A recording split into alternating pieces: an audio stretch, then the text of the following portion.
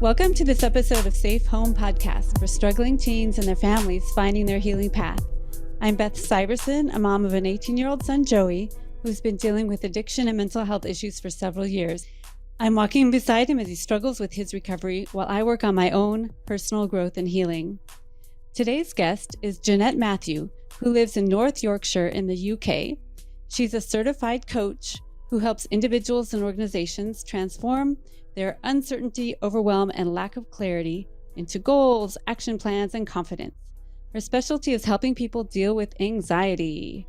Jeanette has delivered workshops around the world offering psychological hacks to managing and preventing anxiety and teaching people the mindset tools we can adopt preventatively to see everyday triggers through a different lens. As you might know, Joey, our son, has struggled with anxiety, which is one of the main reasons he self-medicates with cannabis. I've seen anxiety at the core of many teens' issues, especially the high achievers. So Jeanette will be able to give us solutions for our kids, and certainly parents of struggling teens have a giant heap of anxiety over their own situation too. So listen to Jeanette through your own lens too. She will give us lots of practical advice that you can start using today. Welcome to Safe Home, Jeanette. Hello, Beth. Thank you for having me. It's so great to have you. So before we start talking about anxiety, can you just give us some background about yourself and the unique jobs that have taken you around the world? You have quite a resume. Thank you. Yeah, I've had a lot of wonderful opportunities. So I started very early. So as soon as I'd done my graduate degree in Masters in Forensic Psychology, I joined the prison service, which was my dream job growing up. So as a teenager, I'd always wanted to work in psychology and I'd always wanted to work with rehabilitation in some way. I thought forensic meant you were studying dead people. No. Yeah, so forensic psychology is anything really related to criminal behavior. It could be the courts, it could be justice, addiction. It's anywhere where psychology could be used in a forensic setting. Oh, why did I think forensic was about dead people? Yeah, and it can be in like a different remit. Yeah, in a different job. So I wouldn't deal with, forensic samples or, kind of that kind of data. Okay. It's very much about how we can apply what we know about psychology into a forensic setting. Oh, interesting. Learned something new today. Good. And so I started working in the prison service. And at that point, it was delivering like a range of offender behavior programs.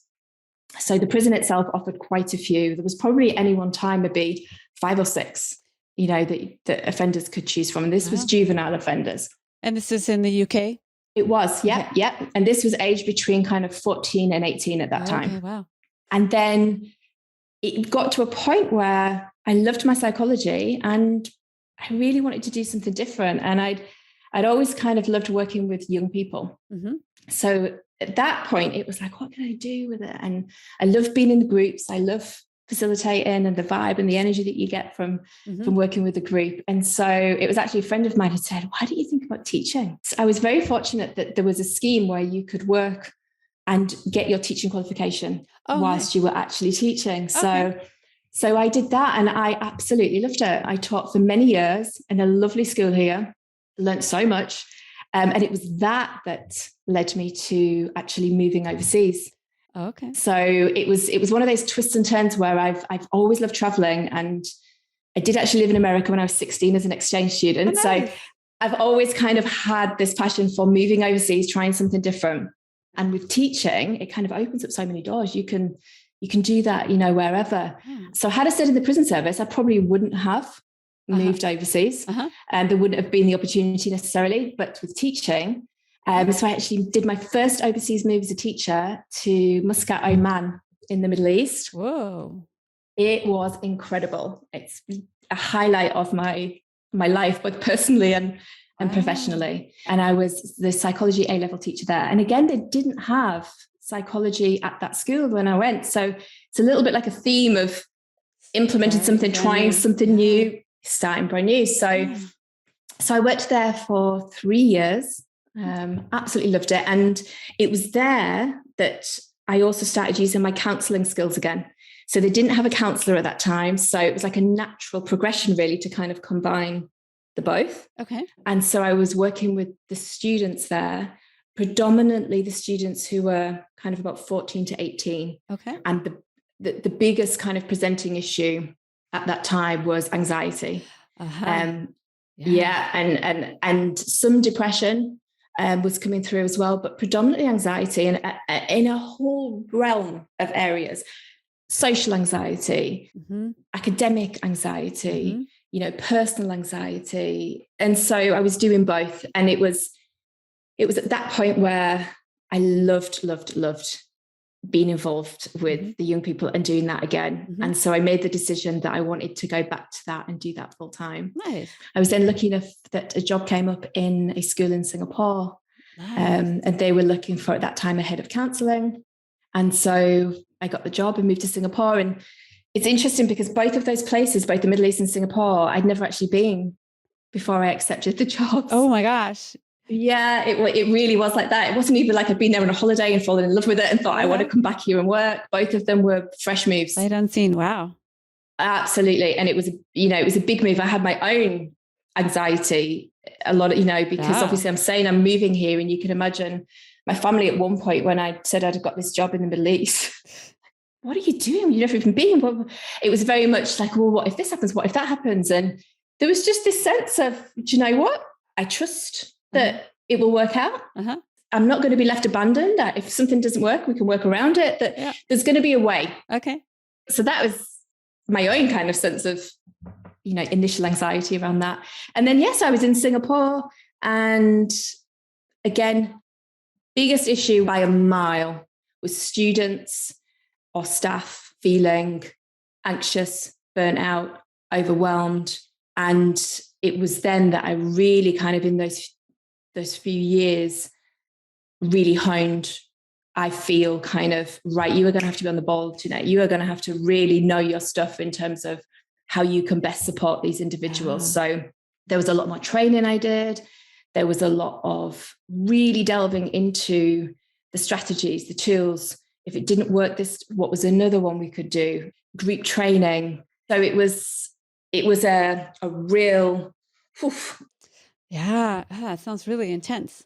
And now, in addition to all those wonderful jobs you've had, now you are also having your own consulting, coaching, you call it? Yeah, my own coaching practice. So, I'd always been using coaching. So naturally, when you are counselling or in any form really of psychological service, it's very much about the use of open questions, very much about, encouraging the individual to be autonomous.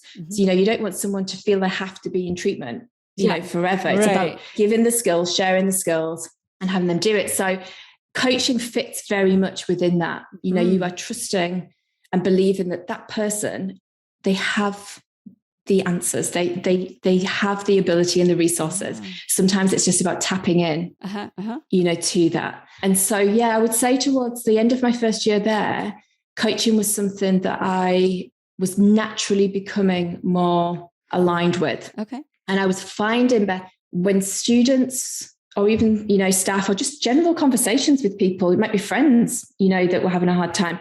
But what I was finding was that when I really tapped into a more coaching approach, rather than the go-tos, cognitive behavioral therapy or ACT, some of the treatment modalities, the results were happening so much quicker for that individual. So the student would come in feeling in an absolute spiral.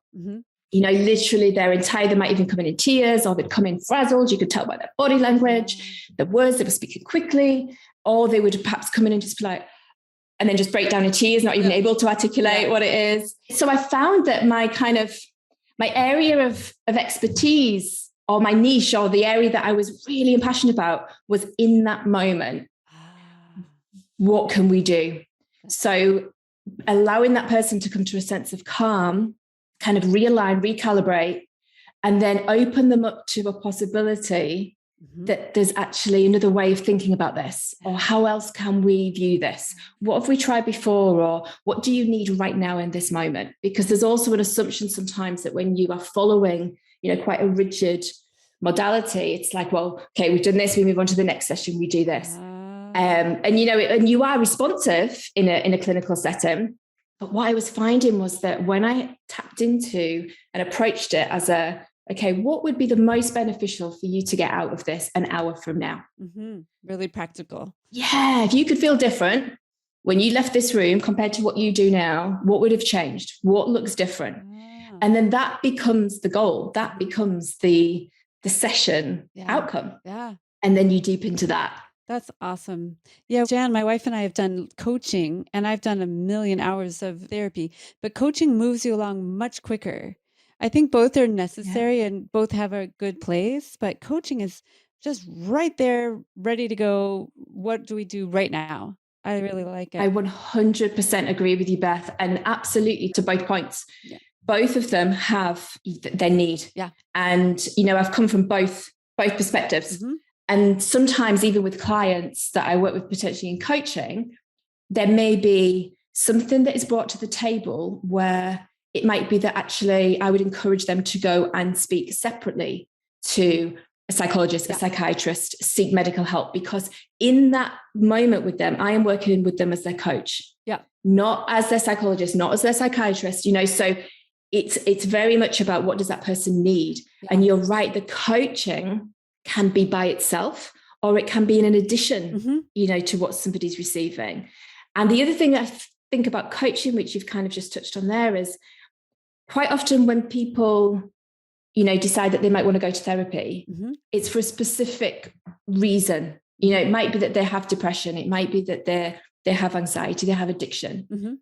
And so when you say coaching, people think, but there's nothing wrong with me, and it's like, actually coaching is so different to that. You don't have to come with a mental health concern. Yeah. Actually, what you're doing is you're kind of like, I don't know, something is not feeling right, or I'd like to change something, or I just need to work on my goals, or I'm feeling just a bit icky in this area and I'd kind of like to explore it. Or I could really do some help on my motivation. Yeah. I feel like this area and this area is going really well, but something's just not syncing with that. It's very concise. Therapy maybe is a great place to kind of dig through all of your trauma, your old stuff, childhood stuff. And that takes a long, long time. But coaching, you can just narrow down to whatever transition or whatever you're wanting to change right now. I love it. You've just reminded me of something as well when you were doing those arm movements. There's a really good visual diagram of the difference between kind of therapy and coaching. Oh, okay. And it's kind of like if you imagine like a linear position, and then you have the first part of it is what a therapist would deal with, the unpacking. Yeah. What has brought you here? Yeah. Why is this? What is the trigger? What was the wound? And then coaching starts from here. Yeah. And it's like, where do you want to be? Okay. From here to what's the next step? Yeah. That's absolutely it. Yeah. Dealing within the present. And that's why, someone could come to coaching and I could talk with them about something completely different in context every other week. Yeah. They don't come to the session and I say, okay, so picking up from last week. Right. Yes. How did that go? It's not, it's like, where are we today? Yeah. What do you want to work on today? Yeah. With our life coach, I'm like, okay, so this week Joey did X, Y, and Z, and it's making me bananas because of this and this. And then by the end of the hour, like, okay, I've re-scripted that. So yeah, I think everybody needs a therapist and everyone needs a coach. So go get one of each. Very good. I fully concur. You've worked with a lot of teens, which is, a lot of our listeners are parents of struggling teens. What's causing their anxiety? What are they coming to you with? Is it school, family, identity issues? The majority that I have worked with, and I think we also have to kind of remember that, this is very specific to the ones I've worked with, that there's going to be young people who have anxiety in their family or their school who may never say that out loud. Sure. A lot of taboos, you mean? Yeah. Well, or even just maybe don't want to seek support or don't know how to. So it's kind of like, so the ones that I have seen, there could be a whole other subset, of like of a reason as to why they're feeling the way they are. But the ones that I have, been lucky enough to work with was social anxiety. Okay. Social anxiety. And then alongside that was academic anxiety and perfectionism, the fear of failure, the fear of getting things wrong. There would be students in year 7, so that would be like 11 to 12 years old, who would come in tears, petrified, about a test that they've got in class next week because they want to go to a certain university in like so much stress. 8 years' time. Yeah. And you find yourself thinking, what was I thinking about? Was I left? I don't even think I even knew what university was. So it's a sign of the times as well, and a sign of the pressure, and also, in high achieving schools, this expectation or even expectation that they place on themselves, even if it's not coming externally, how I should be, how I should perform. And they're scared of getting it wrong. Yeah, definitely. Yeah. And Joey's his high school was in a pretty wealthy area. And it was just the expectation that every single student would go to college, which I'm married to an electrician who went to trade school and is making 3 times as much money as me. So I'm like, there are so many different paths than just college people. Come on, you guys. But the kids are just a wreck. And, in these different hospitals Joey's been in, man, you could just see the prom queen and the head cheerleader, all these kids are trying to do all the things and please their parents and get into the right school. So they supposedly will have a fabulous life. I'm like, oh my goodness. And then, and we had to just realize, okay, we're just going to be happy if our son survives. And so grades, who cares about grades? Yeah. Luckily, he graduated high school just basically because COVID, they reduced the amount of credits you needed greatly the year he graduated. Otherwise, he'd probably still be in school for the next 3 years trying to hack away at it, So he lucked out. Wow. But I think it helped that we just sort of let it go. It's like, okay, priorities here. We just need you alive. So whatever we have to do to that. And I think, with regards to that, you've mentioned a few things there. It's one, we're focused on that outcome a lot of the time as well. And, like changing the way we look at the outcome. Well, actually, the best possible outcome for me and my family in this point is that Joey survives. He makes it through. Yeah. And if he graduates, amazing. That's a bonus. But it's certainly not an outcome that we need to have in order to feel success. Yeah. I had come to terms with the fact that he might not graduate. I'm like, okay, well, and a few years before that, before our whole crisis happened, I would be like, Joey, you got a B-. What in the heck? So I was one of those parents because I always got good grades. And I was like, well, I guess that's just what everyone does. But, not everybody does. And it's not the most important thing. So I had just released this in general, like graduating from high school, which seemed like a given at a certain point. Just when you're saying then that you just kind of released, even that sense when I'm looking at you, it's like, just almost like you could breathe again, and from that place of, what, I'm just going to release this outcome. I'm going to release this expectation. It feels like something almost radically shifted there and then for you and for Joey. It did. Attention was suddenly like off. And then he feels it too. He knows that I'm not going crazy about his high school, like with a spotlight on him. Like, are you going to do this thing? Are you going to get it done? Oh my God. Oh my God. And that doesn't help his anxiety one bit, right? To freak out ourselves. No.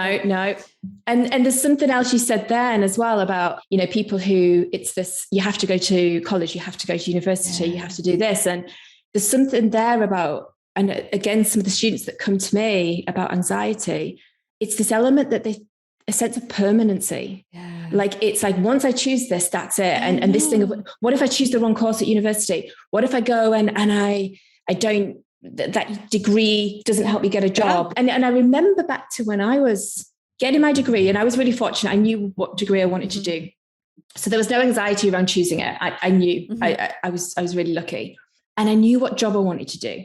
So again, I looked out on that, because knowing the way that my head works, if I hadn't have known what job I wanted to do, I probably would have been one of those students spiraling. Yeah. Because I'm like, and I could just see the way my narrative would go. So I was really lucky. Having said that, when I was in my job and then I decided to leave the prison service and go to teaching, there was a definite internal shift that was happening, and a conflict, because I come from a generation, and all of my family, they went into a job, they stayed in it. Yeah, gold watch. And they, oh my God, the whole way. And so it was that kind of thing. That's an expectation that I just thought you do. Yeah. You just go into the job and you stay in it. And so there was a definite kind of, and at that point I was thinking, how does this affect like finances or pensions? And even I was starting to, leaving and starting my new career was the best decision I could have ever made. Yeah. And so when students have come to me, both in the first school that I worked in and then overseas as well, and I can feel this panic about getting it right. They've got this, it has to be right. And so one of the things that I really work with them on is it's about what's the best decision at this stage. Yeah, because you can always change, right? You can change. And I use my own example, you know, and it's about, okay, you go and do this course and you give it 6 months and actually this course is just not for you. There's other courses. Yeah. You can change the next year. You can go to a different university. You can stay at that. There's always another option. There's so much. And you can see the fear when I say that. It's like, but no, I have to get it right first time. Yeah. So there's a lot of kind of exploration there about, well, what does it mean to be right in this moment? Yeah. Do you want to be right? Or actually, do you want to feel that you have choices and that you're choosing one that makes you happy? Yeah. And you're choosing a degree that you're going to enjoy. Yeah. And the outcome of whether or not that leads straight away to a job, you can, like you've just said earlier, you can release that expectation, because actually if you go and you do a degree and you do a degree that you love and you're passionate about, you're going to be psychologically healthier. Definitely. You are going to be happier in the content that you are learning. You're going to be more motivated. And actually that is going to shine through when you come to finding your job. Yeah. You know, you're going to, rather than doing a degree that you've hated. I know some students who are like, oh, I'm doing this. My parents think it's the best one to go and get this job. And they're like, I really hate this subject though. And I just envision, I'm thinking that's 4 years. Yeah. Of you feeling unhappy with this. How's that going to transpire when you go to a job and you go to an interview? Where are you going to find the enthusiasm and the optimism? Yeah, you're not going to sparkle at all there. Yeah, so there's definitely something there about learning early that you can change routes. And parents need to be able to allow their kids to explore things and not be so rigid about everybody must go to college or you must go to this college, or there's just such a wide variety of paths people can take. And I think parents sometimes get hung up on either they didn't do the path they wish they could have done, or they loved their path and think their kids should follow in their footsteps or whatever. But I think parents can do a lot of releasing expectations on these kids and, lower everybody's anxiety around it. Because everybody figures out their path one way or another, That's absolutely it. And sometimes they have to go down what potentially might feel like the wrong path, or even when they're looking back on it, it's the wrong path, but actually it was just a redirection. Yeah.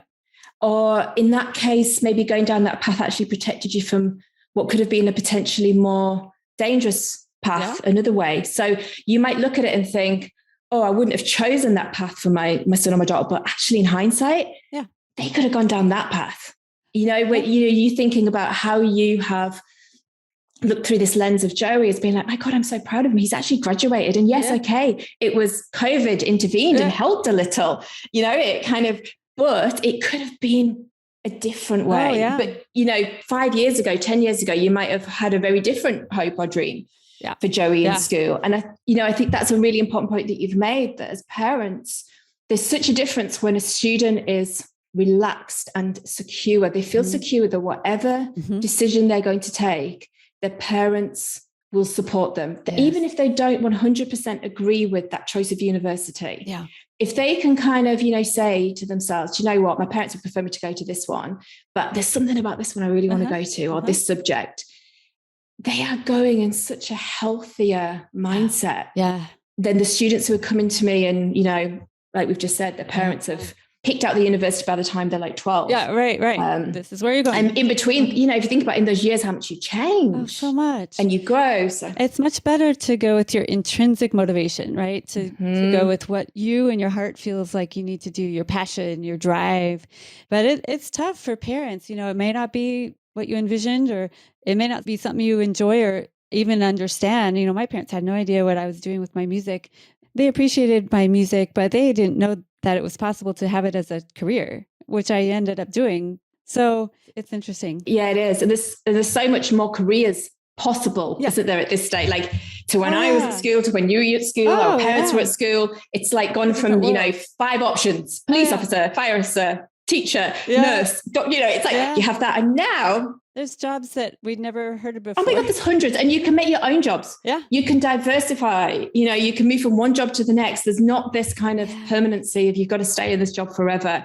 And I think that allows you to kind of grow in different areas for sure. Oh yeah. And be creative. I mean, I know all the kids think they can all be YouTube influencers, but certainly there are some that make their living on the internet and do creative things and, whatever you need to do. Mm-hmm. I think that's good. Yeah. So when you have a kid that's spinning and spiraling and just totally a mess when they come into your office, what are some of the tools you use to get them to feel better by the end of that hour? What those short term, how do we get them pulled together? Yeah. So one of the tools that I learned probably later than I wish I'd learned it earlier. And I was thinking about this before we spoke today. And I was like, if I'd had this when I was working in the prison service, such a simple question, how might some of my conversations have gone differently when an offender was sat opposite me and, clearly was angry or was frustrated or was, not in the most kind of enthusiastic demeanor to want to converse. So one of the things that I learned that I would do when a student or, a member of staff would kind of come in would be to ask the question. Okay, so it's like, what do you need right now? Uh-huh. So if they're coming in a spiral, it's literally, what do you need right now? Do you need to vent? Mm-hmm. Do you need to solution seek? Mm-hmm. Do you need to be alone? Mm-hmm. In that sense, like if they were in the room, but it might just be, they need a moment of quiet. Yeah. And sometimes I've done that where I've just like, and they're just like, I think I just need to be alone for a second. And I'll just leave the room for just a few minutes. I'm still there, but I'm just outside. It just gives them that chance. But that question has such a multitude of benefits. What it does is also it creates a pause. Mm-hmm. So if you think about parents who might be, and I'm trying to make this general as well as students who come into a room, because we can use this anywhere. Sure. Whenever we're kind of in like a heated discussion potentially with children, and you think this is heightened, just by asking that question, it creates a natural pause in itself.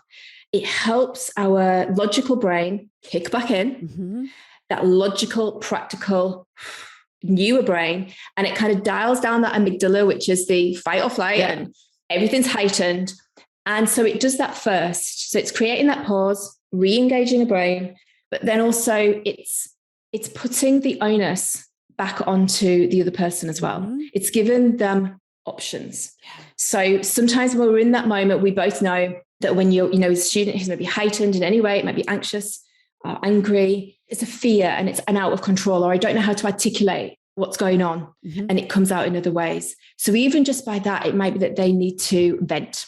So I say, tell you what, let's sit down. You vent away. I'm going to, let's say 5 minutes, 10 minutes. I just want you to literally let rip.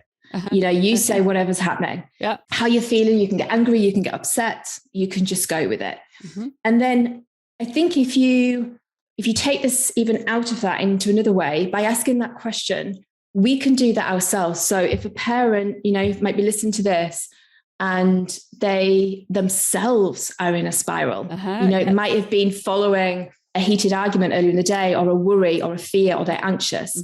They can literally tune into themselves and ask, okay, what do I need right now? And in this moment, do I need to vent? In which case, how can I do that? So have I got somebody that I can call and say, do you have the bandwidth right now? Do you have 10 minutes? Yeah. Are you in a space where you can literally just let me brain dump and offload? Yeah. Because also I think you've got to give them the opportunity to say no. They themselves might be not in the best space. Yeah, right. Yeah. So I think you can do that. But if there isn't anybody around, you can also do that yourself. You can literally either vent out loud, or you can get a journal, you get a piece of paper. And I heard a lovely expression the other day. Someone called it rage on a page. And literally just, putting everything down. So you can vent, or if it's a solution, if someone comes into my room and they're in a spiral and I say, what is it you need? Do you need to vent? Do you need to solution seek? And if they say, I've just got this assignment due and I don't know how I'm going to do it, and I've got all of these other pressures and it's quite clear that at that moment they maybe need to, after a bit of recalibration, solution seek. They need to, like you said, what do they want for when they leave this room? Actually, they want to leave with a plan. Okay. They want to leave with some specific steps that is just going to release this worry of the potential of what might occur, which is, a big factor when we're dealing with anxiety, that forecasting of the what if. So it might be that we sit down solution seek. Okay, what is the actual issue right now? And that's another way as well. I use a lot of vocabulary in the moment. So by saying, what is the current issue? What is bothering you right now? Because that could be quite different to the overriding issue. Right. So they might have anxiety, they might have addiction, they might have depression. That's an umbrella. Yeah. And then there's lots of different things, as you know, that can come from that. And so, yes, their overriding issue might be, well, I've got social anxiety. But actually, in that moment, when they're in that room, that's not their concern. They're worried because they have got exams next week. They're feeling worried. They're not sleeping. They've got assignments due. They're in that spiral. Yeah. So the social anxiety isn't a concern right there and then. Yeah. What is their concern is that. So we would sit down and solution seek. So I think using the language right now, that's another tool that might be, a good one to bring in at this moment, because thinking of the vocabulary that we use quite often when we're in a spiral, a frazzle, looking at the hypotheticals, going down the route of forecasting the most threatening situation, that could occur or outcome, back to that outcome. It's bringing yourself back to the present, because when we feel like that, and I've been there, I'm sure you've been there, most people have at some point in their life where it can come out in different ways. It can come out in a spiral and thoughts that are just all jumbled. It can come in like that fight or flight, that uneasiness, feeling your heart's racing, or it can actually come out in another way where actually you feel quite detached and you feel quite kind of in like a paralysis where I don't know what I want or what I need, or I can't even decide whether or not to go make my lunch right now. Or, it can be, in a multitude of ways. So I think when you're in that, the fear of, oh my God, how am I going to get out of this? Am I always going to feel like this? Is this me now? Is this who I am? And so it's telling the brain, this is temporary. So using things like right now, I am aware that I am having some anxious thoughts, or today has been a really difficult day, or this morning I actually felt better, or in this moment I can tell that I'm feeling overwhelmed. So you're using very specific time sensitive words, because not only does that help you in that moment, or when you're speaking to somebody, the more that you use it, you're actually creating a new narrative for your brain, so that the next time that you are in this moment of just terror, it's just, a paralysis. When you were in that, your brain, as we know, is amazing. Like it filters and it's super protective, and it jumps to all the worst case scenarios because that's its job. Yeah. And it sends them flooding to you. And if you think about it, it's bringing you a treat. It's like, oh my God, Jeanette, this could happen. This could happen. This could happen. This could happen. You are welcome. It's trying to keep you safe, but for sure.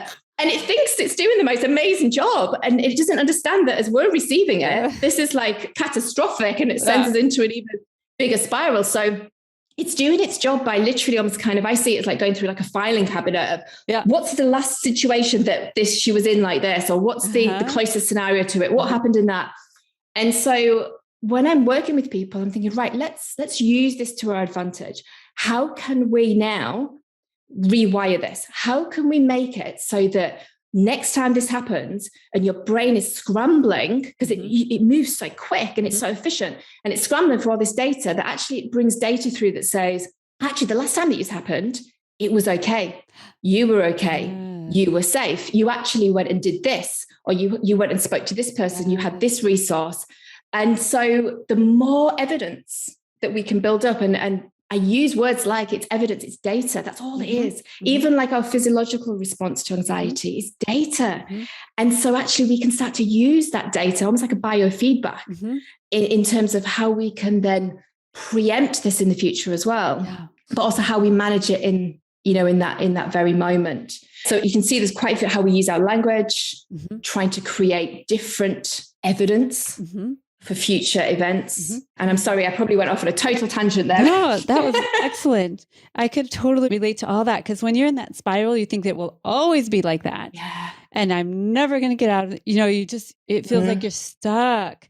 So getting that present trapped language. Yeah. You feel trapped. Yeah. Yeah. Yeah. So you're right. It's getting that present language. And so physiologically, I mean, some people very efficiently are able to use meditation, to bring them back to the present, and grounding techniques, and there is a wide range of them. And the 5, 4, 3, 2, 1, the 5 things you can see, the 4 things you can hear, even that I've used that many times with students, in the moment. But I think anything that clicks you back into the present, that this is not permanent. And so I'm also kind of very careful and encourage people to, when they're talking about their anxiety or depression, whatever it is they're feeling, doesn't matter what age they are either, is about how they define that. So quite often, a student will come into the room and they'll say, I am anxious, or I am depressed. And they've named it and they've identified with it. And so any kind of thoughts that they have or behaviors, they will then make the assumption that this is because I'm depressed. And sometimes it's really important to kind of think, well, actually anybody who had got a result that was lower than what they hoped for on their test would feel disappointed. Yeah. They might feel low. They might feel frustrated with themselves. They might have a sleepless night. So I think it's very important that we kind of normalize certain emotions and behaviors, and at the same time have them say, okay, so you are, you're Sarah, you're Beth, and you are experiencing anxiety, as opposed to I am anxious. Yes, taking it away from a label, an overall label of your whole self. The labels have a really important purpose, like labels and diagnosis allow us to be treated. They allow us to have the right prescriptions. But there's also and then it's about not being wrapped up in I am this issue. Yeah. I am feeling it. I am experiencing it. Because in the same way that any thought or emotion is not a fact, it's just something that's passing through. And, a belief is just a thought that we have regularly. Yeah, that's all it is. So if we were having, a thought that, I'm the most talented pianist in the world, we would start to believe that. If we were having it regularly enough, doesn't mean it's a fact. Yeah, right. So I think it's about how we are articulating and self-talking about what we are feeling and experiencing, so that it's a little bit like, okay, yes, I do have feelings of anxiety, or I'm having the thought that this could go wrong.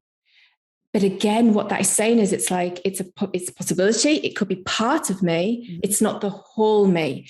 And it doesn't mean that this is a permanent state of being. Yeah, right. That's so important. And I have used a lot of those tools that you were talking about along the way. I've just kind of picked them up. Buddhism helped me a lot with that, with the kind of being present and letting go, and just all the breathing techniques. I do the 5, 4, 3, 2, 1 too. Yeah. What 5 things you see, 4 things you hear? And I always used to say to my students, it doesn't matter if you get it in the wrong order, quite frankly. It's just a process, isn't it, of re-engaging. But so seeing, hearing, smelling, touching, tasting. You've got it. So tasting's the last one, isn't it? The one that's quite, you maybe taste the toothpaste or something, your teeth. If I've had a student or somebody I'm working with who in that moment is spiraling, or myself, breathing is underrated. And I remember when I was learning, I did a lot of breathing. So I did a yoga qualification in India when I was working overseas. I went there and I stayed in the ashram, and I was there for I think just under 5 weeks. Whoa. It was so different, but it was such a different experience. And it was there that I was introduced to different types of breathing. I didn't realize there were so many. I mean, literally, and some of them were so tricky to master. It was really hard, but what it does is it helped me to kind of understand that the way that the diaphragm works, and to the point where you almost start to think, I've been breathing wrong my whole life. Like that I didn't even know. So I remember when I used to breathe in, I used to suck my belly. Like you would think that you would do that. And actually, what you did is you want to expand. Yeah. You want to breathe in. And so you push in the belly out. So what helps me is to put, my right hand on my chest, my left hand on my belly. And when I'm breathing in through the nose, pushing my belly out really slowly, getting into the habit of trying to hold it. And then as you breathe in back out through your mouth, try and exhale longer than what you do when you inhale and even that's so hard, isn't it? But I love that even one. just that, and just, bringing the belly button back in and trying to do that deep, long breaths. It's amazing how quickly the physiological system responds and how your parasympathetic system kicks back in, calms you down. So sometimes that would be the first thing I would do with a client, even at that point where you've said, what would you first do? It might be that they come in, they start to vent, which often they do, or they start to cry, and then we would look at, right, okay, let's just take a breath and let's do that. And there's some wonderful visuals. So if somebody, and quite often when you suggest breathing, you can see their face almost be like, are you kidding me? That's the tip, the tool that you're giving me. Because they want something that's like, you know what, if you do this, they want the magic wand. If you do this, this anxiety is just going to go away. But what I've kind of shown in that work is that actually that breathing is one of the quickest ways. It is like a magic tool right there. It is that you can re-engage. And if they don't feel comfortable or they find it quite hard to concentrate and holding their breath and counting the beats, I've seen some brilliant things just on YouTube, where you follow the box breathing or you follow the balloon raising this and then coming back down. And it's actually quite interesting that when you think you've actually got your breathing quite calm, and then you see the balloon and you follow one of those programs and I'm like, oh my God, is the balloon not coming down yet? So there's a variety. If somebody doesn't feel comfortable just sitting there with that because they find it quite hard, they can watch it. Yeah, I like those they can listen to it. Yeah. I love those visuals. That really helps to keep you on track, because otherwise your mind will take you away or you'll do it too quickly or whatever. I also, when I was deep into it with Joey, like crisis, I have this mindfulness app, the mindfulness bell, and you can set it to ring one of those singing bowl tones. And I set it for random every approximately 15 minutes. So it would just do this really soothing bell. Let me see if I could, I don't know, can you hear that? Oh, nice. I can. And it doesn't bother anyone, but it just reminds me. Peaceful. Yeah. Take a breath. Yeah. And that's all. I just would take one breath, but every 15 minutes or whatever, you can set it for whatever. You just ensure that you take a nice big breath, and it so helped me to stay calm and able to function and deal with whatever was right in front of me. So, what an amazing tool, and one that you found that works for you. Yep. One that everybody that's simple. Has to find something. That's it, and try different things. You found one that is easy to implement. Mm-hmm. It's on your phone, so it can be taken absolutely anywhere. It's preset, so it's not like you have to think every day, I have to kind of, reschedule that. It just happens. And in that moment, even when you think maybe you don't need it, again, a lot of what we talk about, isn't it? Whether it be our thoughts, our feelings, our actions, it's about consistency. Mm-hmm. And it's about keeping it going, especially in those times where you feel okay. Yeah. Because in those moments where actually you feel, I'm doing great, that's a great time where sometimes I will work with people to be like, right, from this place, what opens up, what is shifting, or from this place, what can we now, when you're in this clear mind, you have this clarity, you have this sense of peace, what can we unpack? What can we get curious about? What can we kind of make notes on that will then be a tool for you when you're not having this type of clarity? When you're at home and you wake up in one of those funks, where you just feel it, either the anxiety or just like I don't know what to do with myself today. I don't know why. I've just woke up in this. Because in that space of clarity, when you have those tools, if you have them to access, it's brilliant, because in that moment, it's really hard to bring those strategies to the forefront of your brain. Yeah, it takes practice. Absolutely. And so, you now have the singing bowl that even if you're having an amazing day, it will go off and it reminds you, take a breath. So again, your physiological and your nervous system is always getting into this habit of resetting, calming down, recalibrating. And that when you do need it, it's going to remember that. Yeah. It's not going to take as long to get back to memory. That. Absolutely. No, that's really, really great advice. All of the tools you've shared and just information has been so helpful. I know it'll help the parents that are listening and, the kids. These are all tools that kids can learn. Even little kids can learn some of these things. Just the awareness and just that you do have control over how how your behavior is coming out of your own body. You can decide.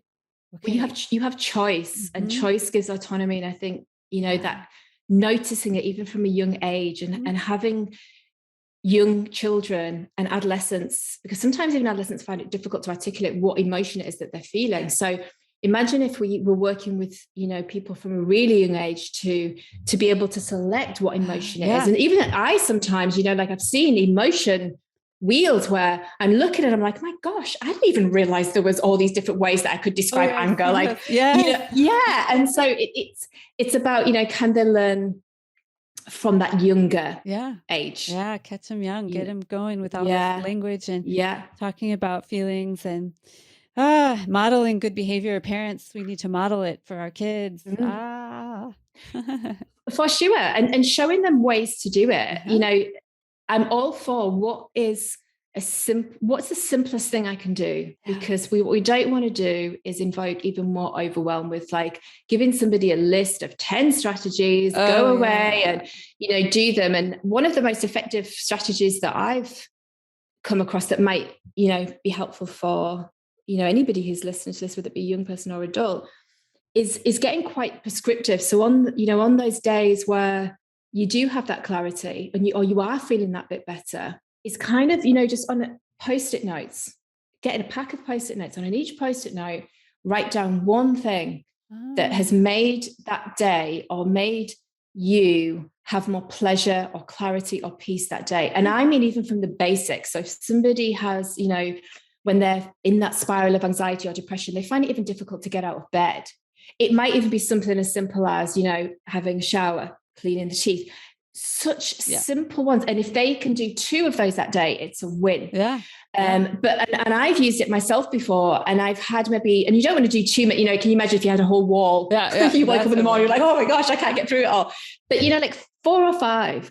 And so one of them, for me is always go for a walk. If ever I am in some form of spiral, whether it be anxiety or just feeling out of alignment and not myself, I guarantee that if I go for a walk, I'm going to feel 1,000% better, and I'm certainly not going to feel worse. And so even if I come back and that's the only thing I do that day, I don't manage to do anything else, it's still a win. I've moved my body. So you get those, you get the dopamine hit already. You are getting that fresh air. So that is something, a really simple strategy. And again, another really easy one to incorporate for anybody is, you've just mentioned earlier about, choosing.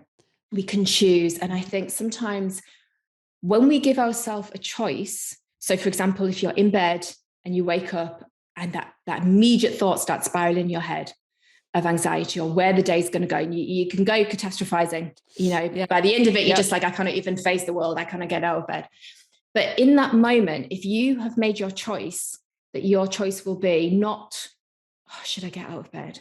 But instead, your choice is, right, when I get out of bed, am I going to have my shower first or my breakfast? So you are bypassing, you're not even giving yourself the choice of, do I stay in bed? It's a bit like if you think, should I go to the gym? The answer will always be no. Like nobody kind of is like, oh my God, yes, I cannot wait. Like some people are, I take that back. But the majority of people are like, no, do you know what? If I could have the benefits without going to the gym, I probably would.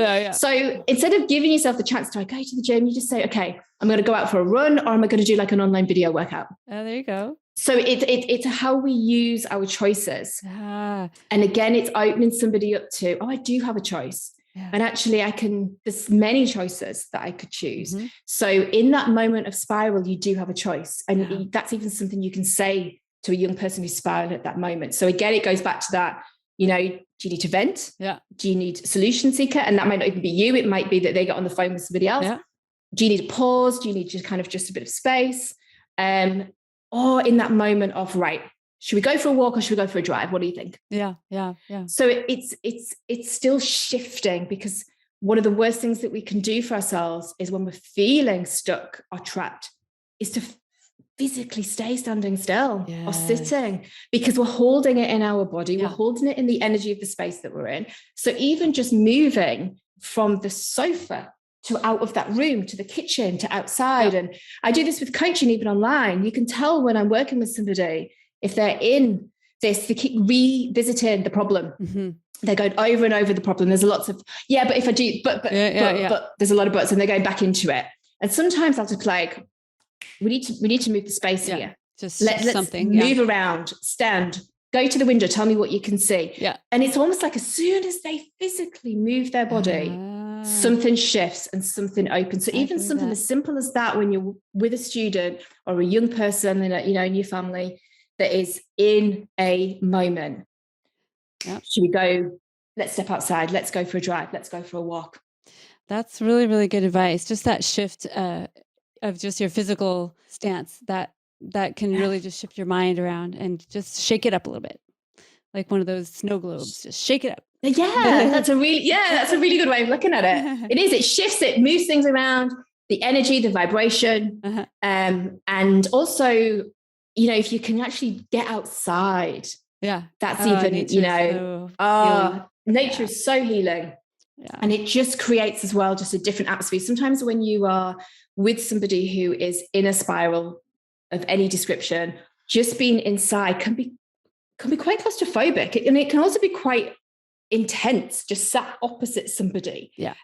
In a small room or on a sofa, it's quite intimidating. Yeah. So I think anytime that you can be like, let's go for a walk. Yeah. Let's go for a walk to so-and-so. Let's take a drive and go to that cafe. Yeah. Because also that's a nice thing, because there's also an end point. Yeah.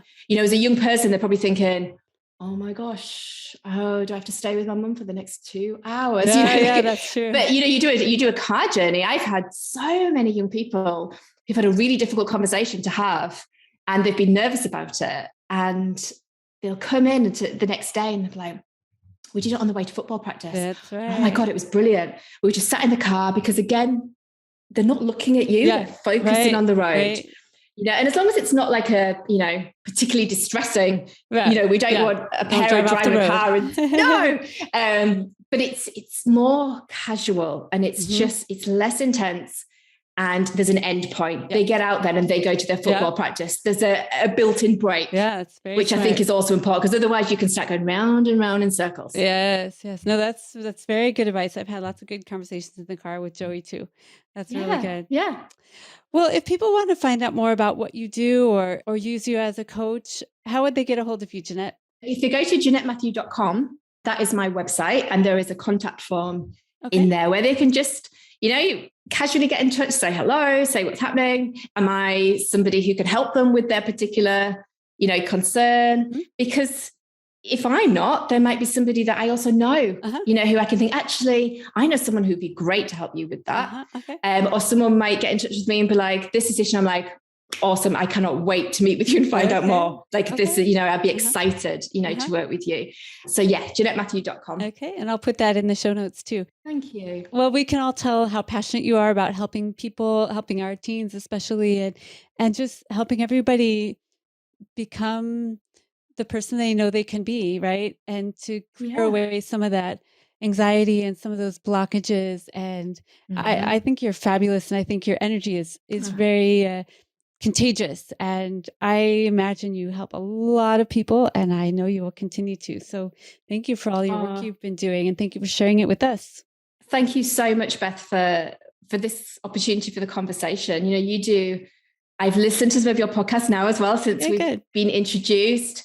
You do a marvelous job. What a resource for people. And I don't know of any other podcasts that are really focusing on supporting the family, supporting, the young people, being so vulnerable and sharing your own journey, being so authentic with that, because there's so many people out there who are, oh my gosh, yes, that's similar to mine, or that's this. So I really appreciate the opportunity to come on and chat with you. It's been lovely. Oh, good. Well, thank you so much. Yeah, we really want to destigmatize mental health and addiction. And just if more people can talk about this stuff, I think it's better. If people can just share maybe a little bit with their neighbor or a friend or someone at church or a therapist, or just start opening up a little bit, it will really help everybody. So it's good. Absolutely. 100%. We're all on the same team here. Well, thank you everyone for listening. I'm sure you got lots of really good practical advice and nuggets you can use from Jeanette. And I hope you share this episode with somebody else that might be able to use this information. and find us on social media and on YouTube and follow us. We also have a Patreon account if you would like to support us with a donation every month for $5, $10, or $25 a month. And that all helps us to maintain a commercial-free podcast and helps us mount other workshops and things like that that we're doing. So we have a website and you can get on our email list. All that stuff is down below in the show notes. So check us out and share our podcast so we can help as many people as we can. And thank you again, Jeanette, for being here. You're fabulous. I hope lots of people go find you. Thank you. And hold down the fort there in England. And I will try. Yeah. I love it. I love the people that I meet. And it's such an honor that they share their story. So great. And it's so great you can work worldwide. I think that's amazing. You know, this technology. It's another advantage, isn't it? Of this yeah. And what's happened over the last few years, it's opened up a whole new realm. Yeah. Making lemonade out of lemons, right? For sure. Yeah. Well, keep up the good work. You're doing awesome. And thank you everyone for listening. And Jeanette and I want you all to stay safe.